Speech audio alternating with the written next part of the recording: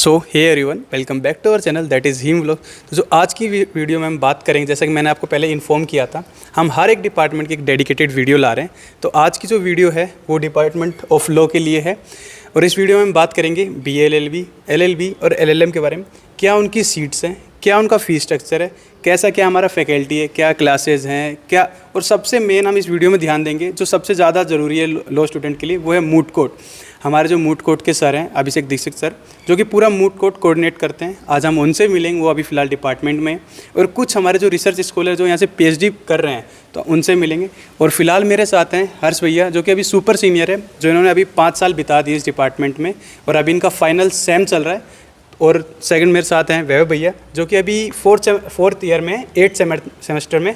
तो चलिए भैया से पहले कुछ जानकारी लेते हैं और फिर भैया लोग के साथ हम पूरा डिपार्टमेंट एक्सप्लोर करेंगे, क्या हमारे डिपार्टमेंट का नेचर है, और सबसे मेन चीज़ जो कि एक्सपेक्टेड कट ऑफ है जो UG और PG की दोनों की, वो भी हम डिस्कस करेंगे, और जो हमारी कहाँ हमारी क्लासेस लगती हैं। तो आखिरी तक वीडियो तक बने रहे। तो शुरुआत करते हैं हर्ष भैया से। भैया तो सबसे पहले आपके सभी दर्शकों को मेरा नमस्कार। मेरा नाम है हर्ष कुमार। मैं डॉक्टर हरिशंकर विश्वविद्यालय के विधि विभाग का छात्र हूँ। मैं अभी इस टाइम 5th ईयर में मेरा अंतिम सेमेस्टर चल रहा है, जो कि बस अब मेरे फाइनल एग्ज़ाम होने वाले हैं, तो मेरी कंप्लीट हो जाएगी यहाँ से डिग्री। मैं आपको अपना अनुभव बताना चाहूँगा कि जब मैंने इसकी विश्वविद्यालय की परीक्षा दी, तब यह विश्वविद्यालय खुद से ही BLLB में प्रवेश हेतु परीक्षा आयोजित करता था। पहले CUET के माध्यम से परीक्षा का आयोजन नहीं किया जाता था, किंतु जब मैंने दिया तो मैंने इसका पर्सनल एग्ज़ाम दिया और इसको क्वालिफाई किया। और मेरा जो बैच था 2020-25 तक मेरा बैच था, और उसके साथ साथ शुरू में जब मैं आया तब मैंने 1 साल कोविड का अनुभव भी किया, तो जिसमें मेरी ऑफलाइन क्लासेस थी, फिर उसके बाद ऑनलाइन क्लासेस थी, फिर उसके बाद ऑफलाइन क्लासेस आई। तो ऐसे ऐसे आज मैं 2025 में पास आउट होने जा रहा हूँ। तो भैया, जैसे कि आपने बताया आपका जो 5 साल का है समय रहा, तो आपने एक वातावरण देखा होगा लॉ में, काफ़ी एक अच्छा वातावरण रहा। तो क्या यहाँ पे क्लासेस रेगुलर चलती हैं? जी, यहाँ का जो वातावरण है वो बहुत ही पढ़ाई के लिए अनुकूल है। यहाँ का जो आप जैसा देख सकते हैं, पूरा कैंपस सुंदरता हरियाली से भरा हुआ है, और उसके साथ साथ जो डिपार्टमेंट में पाठ्यक्रम पढ़ाई से रिलेटेड जितनी भी चीज़ें हैं वो सब बेहतर तरीके से आयोजित की जाती हैं। जो कक्षाएं हैं वो नियमित रूप से चलती हैं। जो टीचर्स हैं और जो छात्र छात्राएं हैं, उनके साथ टीचर्स का जो कोऑर्डिनेशन है वो काफ़ी अच्छा है। अगर किसी भी बच्चे को किसी भी प्रकार की समस्या पढ़ाई से रिलेटेड या फिर किसी अन्य भी प्रतियोगी परीक्षाओं से रिलेटेड कोई समस्या आती है, तो जो हमारे टीचर हैं उनका निवारण अच्छे से करते हैं। तो भैया कुछ अपना एक्सपीरियंस शेयर करेंगे, जैसे कि उनका भी अभी 4th ईयर है और 8th सेमेस्टर है। तो भैया मैंने 2021 में एडमिशन लिया था लॉ डिपार्टमेंट में यहाँ के, और जब मैंने एग्ज़ाम दिया था वो लास्ट टाइम था जब यूनिवर्सिटी इंडिविजुअल एग्ज़ाम्स लेती थी, और इसके बाद से आप सभी को पता है कि CUET के माध्यम से यूनिवर्सिटीज़ में एडमिशन होने लगे। तो जब 2021 में मैंने यहाँ पर एडमिशन लिया तो बहुत ही नाम, मतलब मध्य प्रदेश में एक सराहनीय नाम अपना लॉ डिपार्टमेंट इस यूनिवर्सिटी का रखता है, और इसका एक ही बहुत ही गौरवशाली इतिहास इस डिपार्टमेंट का रहा है।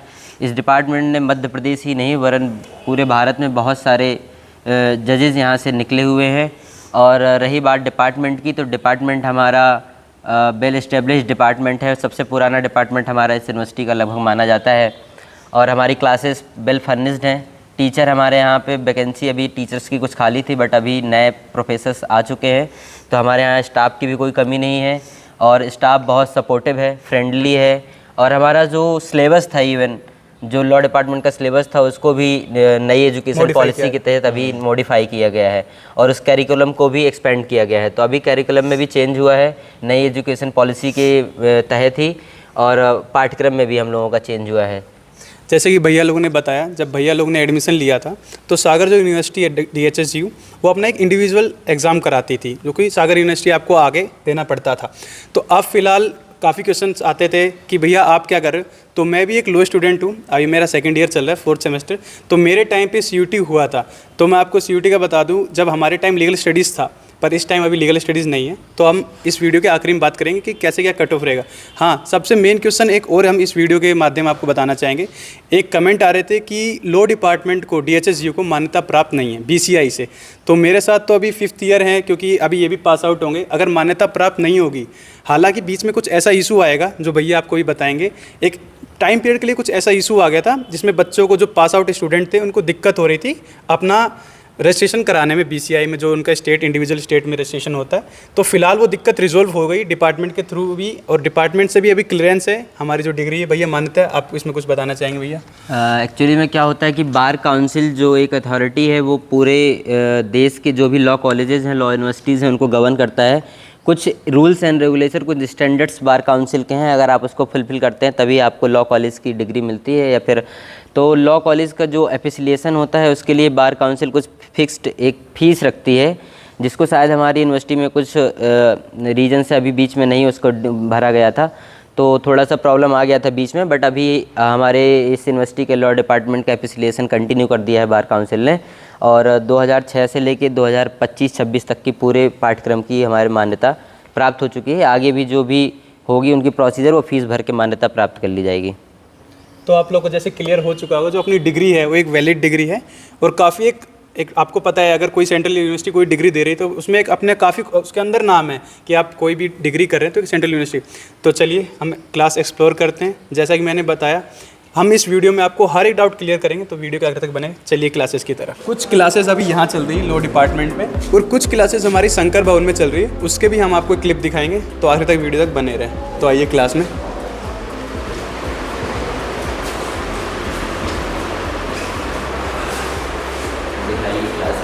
तो जैसा कि आप देख पा रहे हैं, जो क्लासेस हैं वो एकदम वेल फर्निश्ड हैं, सब कुछ फैंस, आपकी जो टेबल हैं ये भी एक अच्छी टेबल दी गई है, ये नहीं कि आपको टूटी फूटी टेबल दी जाती। यहाँ आपको ग्रीन बोर्ड मिलता है, कुछ क्लासेस में प्रोजेक्टर भी लगे हुए हैं, और कुछ क्लासेस में आपको वाइट बोर्ड भी मिलता है। आप बाकी फ़ैन वगैरह देख ही रहे हैं। और जो हमारा जो शंकर भवन में जो क्लासेस लग रही हैं वो तो काफ़ी अच्छा बना है, ये तो पुराना डिपार्टमेंट हो गया, और हाल ही में अपन को भी एक नया डिपार्टमेंट भी अलॉट होने वाला है, बिल्कुल एकदम न्यू, जो शायद CUT जो नए एस्पिरेंट्स आ रहे हैं उनको 1-2 साल में नया डिपार्टमेंट देखने को मिले। तो चलिए आपको और दिखाते हैं अंदर डिपार्टमेंट।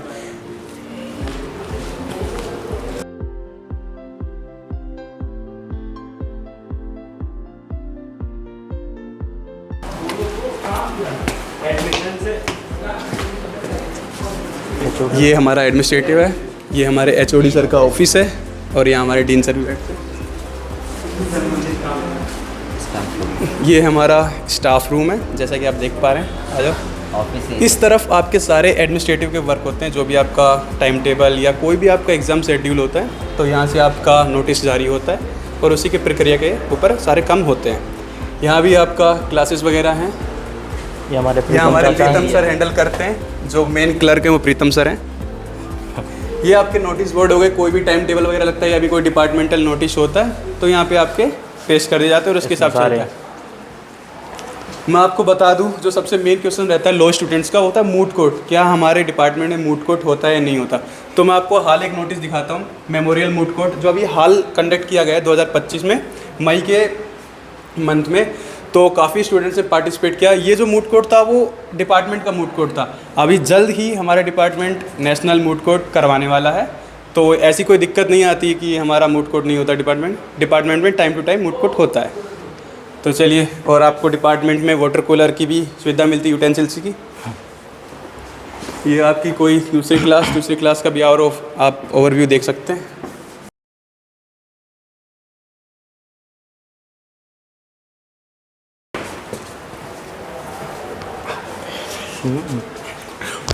हाँ, दिखा देंगे अच्छे। तो सेम आपकी बिल्डिंग ऊपर है, और मैंने एक एक्सप्लोरिंग डिपार्टमेंट की वीडियो बना रखी है, आप उसके सहायता देख सकते हैं। तो हम बिना टाइम वेस्ट किए मूट कोर्ट की तरफ चलते हैं, और आपको मूट कोर्ट के बारे में फिर बातचीत करते हैं। मूट कोर्ट कैसा क्या कंडक्ट किया जाता है हमारी डिपार्टमेंट में।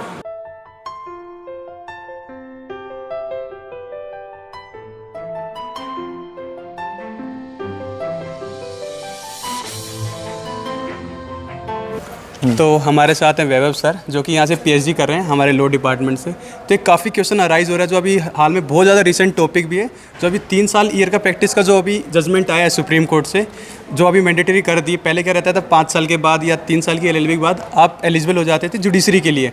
तो अब क्या है, आपको 3 साल प्रैक्टिस करनी होगी, उसके बाद आप एलिजिबल हो पाते हैं जुडिशरी के लिए। सर, उसके ऊपर आपको क्या कहना है? मुझे ये कहना है कि माननीय उच्च न्यायालय का जो निर्णय है वो स्वागत योग्य है। बच्चों को एक सही उम्र पर सही जगह बैठालने का जो परिणाम आएंगे वो अच्छे आएंगे। जो उनके जस्टिस देने में जो मैच्योरिटी दिखाई देगी, वो अच्छे आएंगे। अभी कुछ दिन पहले आपने देखा कि एक इलाहाबाद हाई कोर्ट के जज ने एक महिला को खींचना, पुलिया के नीचे गिराना और उसके साथ ज़बरदस्ती करने को रेप की श्रेणी में नहीं रखा। मुझे लगता है कहीं ना कहीं ये इमेच्योर डिसीजन रहा होगा, और अब जो निर्णय इस तरीके से आएंगे और जो बच्चे बड़े होंगे और अच्छी जगह पहुंचेंगे, तो प्रैक्टिस के साथ पहुंचेंगे, 3 साल की प्रैक्टिस के साथ, तो उनके निर्णयों में काफ़ी क्लियरिटी होगी और ये निर्णय स्वागत योग्य है। माननीय उच्च न्यायालय का हम धन्यवाद देते हैं इसलिए। सर जैसे जो न्यू स्टूडेंट्स आते हैं, जो CUT जो फर्स्ट या सेकंड ईयर में सर लो स्टूडेंट रहते हैं, तो सबसे पहले सर उन्हें इंटर्नशिप कहाँ करनी चाहिए? उनको इंस्टीट्यूट दोनों जगह करनी चाहिए। हाई कोर्ट पे फोकस करना चाहिए, लेकिन डिस्ट्रिक्ट कोर्ट में भी आते जाते रहना चाहिए, जिससे क्योंकि ट्रायल तो डिस्ट्रिक्ट कोर्ट में होता है, उच्च न्यायालय में तो क्या कहते हैं लॉ पॉइंट्स पे बात होती है, तो दोनों ही जगह पे उन्हें क्या कहते हैं इंटर्नशिप करनी चाहिए और दोनों ही जगह पे अपना ध्यान क्या कहते हैं बना के मेल जोल बना के अच्छी से इंटर्नशिप दोनों जगह करनी चाहिए। ठीक है, थैंक यू सर। ओके। ये हमारा डिपार्टमेंट का प्लेसमेंट सेल है, ये जो के सर के द्वारा पूरा कोऑर्डिनेट किया जाता है। हमारे एक प्लेसमेंट सेल की एक प्रॉपर कमेटी बनाई गई है, उसी के ऊपर जब भी कोई प्लेसमेंट या कोई भी किसी बच्चे को इंटर्नशिप करनी होती तो उस के सर से कोऑर्डिनेट करके उनकी इंटर्नशिप सर रेफ़र करते हैं। वो कोई भी हाई कोर्ट या जुडिशल इंटर्नशिप या भी कोई भी लॉ फर्म में वो इंटर्नशिप कर सकते हैं। हमारा डिपार्टमेंट आपको एक लेटर तैयार करके देता है कि आप यहाँ दिस प्लेस पे आप इंटर्नशिप कर रहे हैं, तो आप उस इंटर्नशिप के लिए एलिजिबल हो जाते हैं। तो चलिए अब अपन मूड कोर्ट देखते हैं। अगर मूड कोर्ट खुला होगा तो अंदर का भी एक्सप्लोर करेंगे।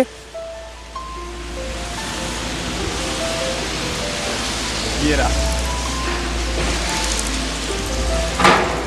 ये हमारा जो हॉल आपको दिख रहा है इतना बड़ा, ये मूड कोर्ट भवन है, विक्रमादित्य भवन मूड कोर्ट विधि विभाग, जो कि हमारे VC द्वारा माननीय नीलिमा गुप्ता मैम द्वारा खोला गया था।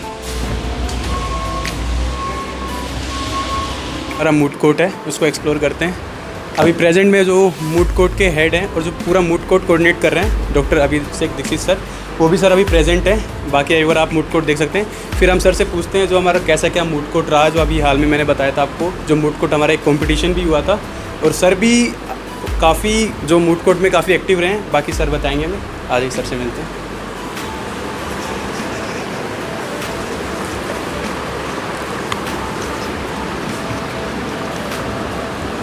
तो अभी हमारे साथ मौजूद हैं department of law doctor Harish Singh Gaur university के हमारे सबसे प्रिय असिस्टेंट प्रोफेसर डॉक्टर अभिषेक दीक्षित, जो सर अभी हाल में ही सर ने यहाँ पे हम लोगों के साथ ज्वाइन किया है। लेकिन अभी जो रिव्यू है हम सभी बच्चे सर के साथ बहुत इन्जॉय कर रहे हैं और सर एक बहुत एक्सपीरियंस रखते हैं मूड कोर्ट जैसी चीज़ों में, जो एक लॉ स्टूडेंट के लिए बहुत कंपलसरी और बहुत ज़रूरी हैं। तो सर से हम थोड़ा बात करेंगे कि सर आपका कैसा एक्सपीरियंस रहा है अपने लॉ स्कूल में मूड कोर्ट्स को लेके, और आप मूड कोर्ट क्या वैल्यू होल्ड करता है एक लॉ स्टूडेंट के लाइफ में, और क्या करिकुलम होना चाहिए हमारी यूनिवर्सिटी में, और अभी हम क्या कर रहे हैं। थैंक यू आपके सवाल के लिए। देखिए मेरी पूरी बता आप लोगों को जानकारी होगी क्योंकि क्लास में और कई बंचों से like I have already shared, जैसे मेरी जो पूरी पढ़ाई हुई है डॉक्टर राममनोहर हुई है, नेशनल लॉ यूनिवर्सिटी से हुई है, और वहाँ पे मूड कोर्ट कॉम्पिटिशन्स में पार्टिसिपेशन स्टूडेंट्स का बहुत डाइवर्स रहा है और काफ़ी मोटिवेटेड स्टूडेंट्स रहते हैं पार्टिसिपेट करने के लिए। तो मैंने भी वहाँ पे कई कॉम्पिटिशन में पार्टिसिपेट किया and even international mood courts में। एंड मैं हमेशा थैंकफुल भी रहता हूँ मेरे पेरेंट इंस्टीट्यूशन को कि उन्होंने मुझे opportunity that I represented the institution and the country in the Nelson Mandela World's Human Rights Moot Court Competition, जो स्विट्ज़रलैंड में हुआ था under the patronage of United Nations, और आज भी मैं वहाँ से जुड़ा हुआ हूँ। सो इवन पर्सनली मुझे यही लगता है कि moot court competitions are very important. जैसे फॉर एग्जांपल मैं कई अपने दोस्तों से बात करता हूँ IITs में है या मेडिकल फील्ड में, so the level of exposure for them, वहाँ पे उनकी इंटर्नशिप्स हो जाती हैं, ट्रेनिंग प्रोग्राम्स होते हैं, उनके लिए लैब्स होती हैं। बट लॉ स्टूडेंट्स के लिए पहले बहुत ज़्यादा एक्सपोजर का लेवल नहीं था कोर्ट्स में, बिकॉज ऑफ कई बार कॉलेजेस बहुत दूर सिचुएटेड होते हैं या because of their hectic schedule classes की वजह से वो कोर्ट रूम विजिट नहीं कर पाते हैं या बहुत लिमिटेड रहता है। तो बार काउंसिल ने उसको देखते हुए और मूट कोर्ट को ऐसा सब्जेक्ट भी बनाया और मूट कोर्ट कॉम्पिटिशन्स ऑर्गेनाइज भी कराते हैं, जिससे बच्चों की जो स्किल्स हैं एंड द थॉट प्रोसेस है ना, जो हम लोग इस पर फोकस भी करते हैं ना ऑलवेज से कि बुकिश नॉलेज से कुछ बहुत ज़्यादा भला नहीं होता, it is your thought process that matters. How you think in a particular direction. For example मान लीजिए कि मैं कई बार क्लास में एग्जांपल देता हूँ कि एक क्लाइंट आपके पास आता है कि sir I have committed a murder, और वो आपके पास आता है and you are a lawyer, तो आपका दिमाग दोनों डायरेक्शंस में सोचना चाहिए कि इसने if he has committed a murder तो क्या इसने कुछ there can be some private defences, या इसने किस तरीके का मर्डर किया। तो you should be thinking in both the directions, बाई डायरेक्शनल आपके थॉट प्रोसेस होना चाहिए। Moot courts are very important क्योंकि आप दोनों तरफ से आप आर्ग्यू करते हैं in a moot court competition. तो वो रहा। और इन्होंने एक और सवाल पूछा था, बहुत संक्षिप्त में बता देता हूँ उसको, कि अभी रिसेंटली हम लोगों ने हफ्ता 10 दिन पहले डॉक्टर हरि सिंह और memorial mood court competition organise कराया है यहाँ पे, और काफ़ी उसमें बच्चों का like a lot of students have participated in it, और हम लोगों ने अप्रॉक्सीमेटली 13,000 की कैश प्राइजेस भी रखे थे, और बाकी काफ़ी सारे गेस्ट और बाहर के एलुमनाई एज अ जजेस भी रहे यहाँ के, तो उनको भी इन्वाइट किया था एज अ गेस्ट। और आगे भी हम लोग प्लान कर रहे हैं इसको करने में, and we are hoping and under the able guidance of our head of the department sir and vice chancellor ma'am, कि एक national moot court competition in next semester, because अभी एग्जाम्स आ गए हैं, तो हम लोग इसको अक्टूबर नवंबर में एक national moot court competition plan करेंगे, सो दैट एक लर्निंग हो सारे स्टूडेंट्स के लिए, not only in this department but at a national level. Thank you sir. अभी सुप्रीम कोर्ट का एक रीसेंट जजमेंट आया है जो 3 इयर्स प्रैक्टिस कंपलसरी कर दिया गया है जुडिशरी एग्ज़ाम्स के लिए, और इस जजमेंट्स के देखते हुए sir mood courts even more important हो गए हैं हमारे लॉ स्कूल्स में। तो सर जो बच्चे यहाँ पे न्यू कमर्स हैं, जिन्होंने अभी COT दिया है, जो अभी यहाँ पर आने वाले हैं, तो उनके लिए सर आपका क्या मैसेज रहेगा कि what we are doing in moot courts for them. जैसे कि जो नए स्टूडेंट्स आने वाले हैं उनको मैं बस ये बताना चाहता हूँ कि देयर इज़ टोटली एक, चाहे LLB का प्रोग्राम हो या BLLB ऑनर्स का प्रोग्राम हो, हमारा मूड कोर्ट का एक सब्जेक्ट है, तो उसमें we train them, we develop their skills. दूसरा कि हम लोग हर साल में एक डॉक्टर हरि सिंह और मेमोरियल मूड कोर्ट कॉम्पिटिशन कराएंगे, पहले भी होते रहे हैं, बीच में कोविड टाइम्स की वजह से कुछ गैप आया, तो आगे भी रेगुलर मूड कोर्ट कॉम्पिटिशन चलते रहेंगे, और नेशनल मूड कोर्ट्स भी होते रहेंगे। तो वो जो लर्निंग है आपकी वो हॉलिस्टिक रहेगी, and your way of thinking as a lawyer, है ना, जिसको हम लोग बोलते हैं कि we don't only make the letters of law relevant for the students but the spirit of advocacy that matters, उसको भी हम बहुत relevant बनाते हैं स्टूडेंट्स के लिए, and the moot court competitions will help. और 3 साल वाला जजमेंट है, हाँ उसमें काफ़ी बच्चे निराश भी हैं उसके आने से, लेकिन उसमें भी कई सारे there are silver linings in the cloud, तो उस जजमेंट्स को अच्छे से पढ़ेंगे तो उसमें बहुत सारी चीज़ें हम लोग गाइड भी करते हैं स्टूडेंट्स को कि इस तरीके से हम लोग अपना, जिनको फाइनेंशियल इशूज़ हैं, वो क्लर्कशिप्स वगैरह का भी उसमें कोर्ट ने उसको एक्सेप्शन दिया है, तो उसको भी आप कर सकते हैं, जहाँ से you can earn money and अपना एक्सपीरियंस भी आप काउंट करा सकते हैं। Thank you sir. Thank you sir.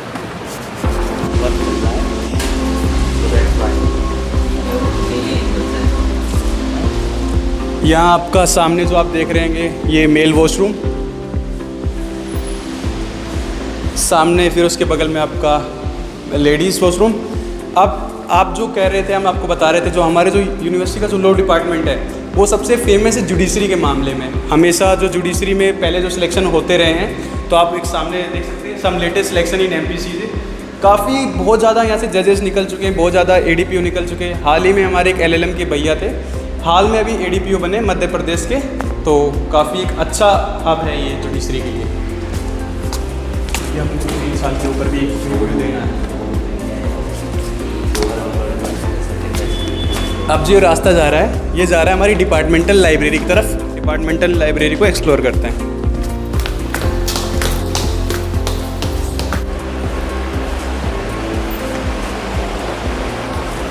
तो ये हमारी डिपार्टमेंटल लाइब्रेरी है, जो कि लॉ स्टूडेंट के लिए केवल डेडिकेटेड है, केवल लॉ स्टूडेंट्स के लिए। बाहर के स्टूडेंट्स यहाँ अलाउ नहीं है। लाइब्रेरी हमारे यूनिवर्सिटी में 2 और हैं, जवाहरलाल नेहरू, और अभी नई खुली है जो रंगनाथन भवन लाइब्रेरी भी, वहाँ भी खुली है। तो चलिए लाइब्रेरी को अंदर से एक्सप्लोर करते हैं। आपको सबसे पहले लाइब्रेरी के अंदर जैसे आप आते हैं तो आपको एंट्री करनी होती है। यहाँ पर मैम पूरा कंट्रोल करती हैं, लाइब्रेरी जो इंचार्ज मैम है। आपको जो भी केसेस के रिगार्डिंग या कोई भी आपको कोर्स के रिगार्डिंग जो भी आपकी बुक्स हैं वो सारी यहाँ अवेलेबल है। तो चलिए लाइब्रेरी अंदर से एक्सप्लोर करते हैं। ई-रिसोर्सेज भी अवेलेबल है आपके लिए, ई-रिसोर्सेज भी अवेलेबल है उनकी वेबसाइट।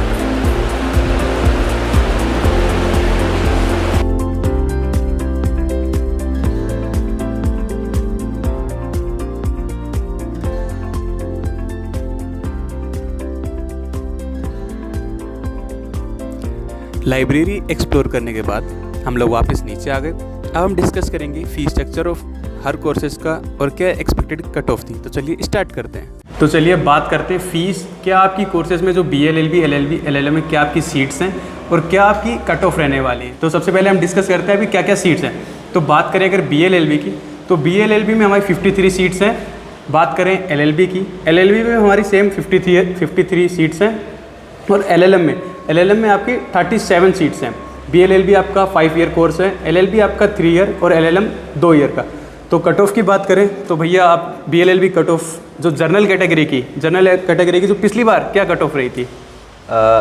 BLLB का 2025-24 में जो CUT एग्ज़ाम हुआ था उसमें जनरल कैटेगरी की जो कट ऑफ थी वो 485 नंबर और EWS की 469 और OBC की 444, SC कैटेगरी के लिए 404, ST कैटेगरी के लिए 320 और डिफेंस कोटे के लिए 391 नंबर BLLB की कट ऑफ पिछले साल की थी। और लगभग थोड़ा बहुत ऊपर नीचे आप एक्सपेक्ट करते हैं इस साल के लिए भी सेम लगभग कट ऑफ रहने वाली है। तो जैसे भैया कट ऑफ हमेशा इंक्रीज़ ही होती है डिक्रीज़ होती है? डिपेंड करता है कि पेपर का डिफ़िकल्टी लेवल क्या है, कैसा उसका वो हुआ, तो बहुत सारी चीज़ों पे ये डिपेंड करता है। बट ये है कि आप पिछली साल की उससे थोड़ा बहुत 10-5 नंबर ऊपर नीचे एक्सपेक्ट कर सकते हैं कट ऑफ। तो जैसे भैया जो पिछली बार जो बच्चों ने पेपर दिया था उसमें तो लीगल स्टडीज़ था, तो जो हमने आपको अभी मार्क्स बताएं ये लीगल स्टडीज़ इंक्लूड था। पर जो अब की बार है उसमें आपका कोई भी एक डोमेन है, कोई भी आपका एक जर्नल टेस्ट है और आपका जो इंग्लिश लैंग्वेज का टेस्ट था, तो आप लमसम ऐसी कट ऑफ रहेंगी। तो आप मेन फोकस कीजिएगा जो अभी एक रिसेंट कट ऑफ बताइए, क्योंकि जो आपका जो डोमेन का पेपर है वो भी सेम जो लीगल स्टडीज़ का जितने नंबर का पेपर होता है उतने आपका डोमेन का सब्जेक्ट का पेपर हुआ है। तो लमसम हमेशा थोड़ी बहुत इंक्रीज़ भी हो जाती है और कई बार कुछ किसी कैटेगरी में डिक्रीज़ भी हो जाती है। तो हम भैया से पूछेंगे, हर्ष भैया से, कि भैया LLB की क्या क्या कट ऑफ रही थी? तो जैसा कि अभी आपको BLLB कट ऑफ के बारे में जानकारी वैभव ने दी है, तो अब LLB की कट ऑफ जो 2024-25 के लिए रही थी वो 148 जनरल की थी, 138 EWS और OBC की 125, SC की कट ऑफ 110 और जो ST और जो डिफेंस कैटेगरी थी उसके लिए ऑल मतलब जितने भी अभ्यर्थियों ने इसके लिए अप्लाई किया था उनका चयन इसमें हो जाता है। तो भैया LLB की कट ऑफ, तो LLB में तो कोई लीगल स्टडीज़ था नहीं, तो इसमें तो मतलब इसी के हिसाब से कट ऑफ होंगी। तो मतलब 125 अगर OBC की आ रही है तो आप मान के चलिए जो इस बार 130 से 35 ये भी देखा जाएगा कि जो एग्ज़ाम का सबसे पहले इम्पोर्टेंट रहता है कि एग्ज़ाम का क्या डिफ़िकल्टी लेवल रहा है, क्या पैटर्न रहा है, किस हिसाब से बच्चों ने इसमें अप्लाई किया है, उस हिसाब से पूरी चीज़ें जब देखें। लेकिन अगर अपन देखा जाए तो 130 से 35 और अगर कम से कम हो सकती है तो 120 से 25 इतने में। और भैया जैसे तो जो हम कट ऑफ डिस्कस कर रहे हैं ये हम फर्स्ट काउंसलिंग कर रहे हैं, बाद में जो सेकंड या थर्ड काउंसलिंग होती है जो मॉकअप राउंड होते हैं उनमें कट ऑफ भैया डाउन ही जाती है। वही मैंने देखा है कि सेकंड थर्ड फोर्थ जब काउंसलिंग होती हैं तो कई बार ऐसा होता है कि बहुत कम नंबर वाले जो लोग एक्सपेक्ट भी नहीं करते हैं कि उनका सिलेक्शन हो जाता है। इसलिए आपको काउंसलिंग और रजिस्ट्रेशन में अप्लाई तो करना ही करना है, क्योंकि कई बच्चों के पास इन्फॉर्मेशन नहीं पहुंच पाती कि सेकंड काउंसलिंग या थर्ड काउंसलिंग यूनिवर्सिटी में दोबारा हो रही है, तो कुछ बच्चे अप्लाई नहीं कर पाते। तो आप बने रहे उसमें कि आपको पता रहे कि सेकंड या थर्ड काउंसलिंग हो रही है। अब हम सेम बात करें LLM की, जैसे मैंने आपने बताया था तो अपने LLM में 37 सीट्स हैं और 2 साल का कोर्स है LLM का। तो भैया LLM की आप अगर कट ऑफ बताना चाहेंगे तो जो LLM की कट ऑफ थी जो हमारे पिछले साल में जो हमारी यूनिवर्सिटी में जिसमें बच्चों को LLM के लिए दाखिला हुआ, प्रवेश हुआ, उसमें 106 थी जनरल की कट ऑफ, 80 नंबर पर था EWS का, और OBC के लिए जो कट ऑफ थी वो थी 85, और जो SC कैटेगरी के जो विद्यार्थी थे उनके लिए कट ऑफ थी 84, और जो ST और डिफेंस कैटेगरी के जितने भी व्यक्ति थे उन सभी का जो जिन्होंने भी इसके लिए आवेदन दिया था उनका चयन हुआ। तो मतलब एक डिफेंस कोटा को काफ़ी प्रेफरेंस दी जाती है, क्योंकि डिफेंस के काफ़ी कम स्टूडेंट्स रहते हैं, तो जितने ही स्टूडेंट रजिस्टर करते हैं अपना काउंसलिंग के लिए तो उन सबको ही बुलाया जाता है। और उसके साथ साथ एक चीज़ और मैं बताना चाहूँगा कि डिफेंस कोटे के साथ साथ एक जो खेल कोटा रहता है, स्पोर्ट्स कोटा, वो भी बहुत इसमें मान्यता रखता है कि अगर आप किसी भी स्पोर्ट्स खेलते हैं जो आप उसमें नेशनल राष्ट्रीय स्तर पर अगर आपका किसी का भी सर्टिफिकेट है तो उसकी काफ़ी उसमें मान्यता मिलती है और उसको आपको एडमिशन लेने में काफ़ी सहायक होता है वो आपके। सेम जैसे भैया ने बताया जैसे स्पोर्ट्स कोटा, तो मैं भी एक NCC कैडेट हूँ। जब मैं यहाँ पे एडमिशन ले रहा था BLLB में तो उस टाइम मेरे को किसी ने बताया कि NCC कैडेट का भी एक रिजर्वेशन होता है, इसीलिए मैंने इस पर एक डेडिकेटेड वीडियो बनाई थी, reservation in seats of UG program. तो मेरे को भी कम से कम, जैसे मेरे थोड़े मार्क्स कम आ रहे थे एडमिशन लेने के लिए, उस टाइम बहुत हाई कट ऑफ जा रही थी, तो कम से कम मेरे को 12 नंबर 12 नंबर से मैं कम से कम 100 लोगों को पीछे छोड़ चुका था कट ऑफ में। 12 नंबर अगर आपको मिल रहे हैं किसी कोटा या किसी भी रिजर्वेशन की वजह से, तो काफ़ी अच्छा आपको स्कोर मिल जाता है CUT का एक एडमिशन लेने में। अगर आपको कुछ भी क्वेरी है BLLB, LLB, LLM को रिगार्डिंग लॉ डिपार्टमेंट को, जैसे कि हमने एक डेडिकेटेड वीडियो बनाई, आगे भी मैं हर डिपार्टमेंट की एक डेडिकेटेड वीडियो ला रहे हैं और हम धीरे धीरे हर चीज़ कवर करने की कोशिश करें। अगर आपको कोई भी क्वेरी है तो आप हमारे टेलीग्राम पेज, इंस्टाग्राम पेज पे या कमेंट सेक्शन में बता सकते हैं। हम भैया से या कंफर्म करके मैं आपको तुरंत जल्द से जल्द रिप्लाई करने की कोशिश करूँगा। तो जैसा कि आपने अभी पूरा देखा, हमने पूरा एक एक चीज़ कवर किया, आपको हर चीज़ दिखाई डिपार्टमेंट की, मूड कोर्ट भी दिखाया, मूड कोर्ट कोऑर्डिनेटर सर से हमने बात भी की, हमने पूरा कट ऑफ के बारे में देखा। तो मैंने आपको ये वीडियो की स्टार्टिंग में बोला था कुछ क्लासेस हमारी लॉ डिपार्टमेंट में चल रही, कुछ क्लासेस हमारे शंकर भवन में चल रही। तो इस तरफ आप देख रहे होंगे शंकर भवन हम लोगों का टीचिंग हॉल है। Teaching hall. तो आप इस तरफ देख रहे होंगे, इस तरफ हमारा जो पुराना डिपार्टमेंट का रास्ता है, और इस तरफ आप देख रहे होंगे इस तरफ हमारा शंकर जो भवन है वो है। तो आपको दिखाते हैं शंकर भवन का व्यू। तो चलिए।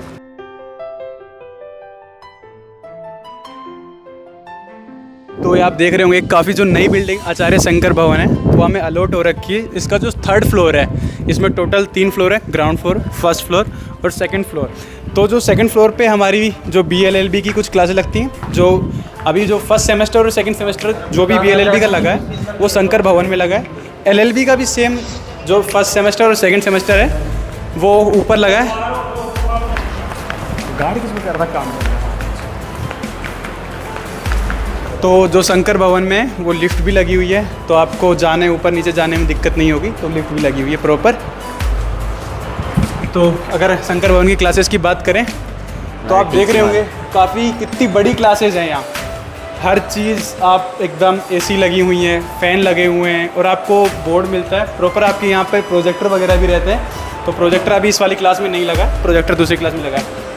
तो थैंक यू।